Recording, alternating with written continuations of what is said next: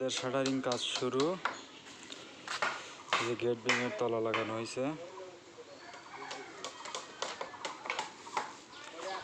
এবং সিঁড়ির যেটুকু কলম বাকি ছিল সেটুকু ঢালাই শেষ।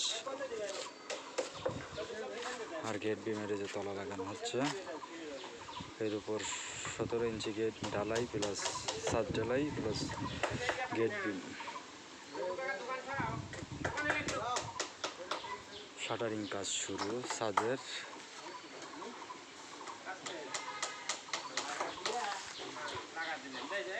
এইটা কলম ঢালাই গতকাল হয়েছে জন্য এপাশে তলা লাগায় নাই, এটার তলা আজকে মনে হয় লাগাই দিবে।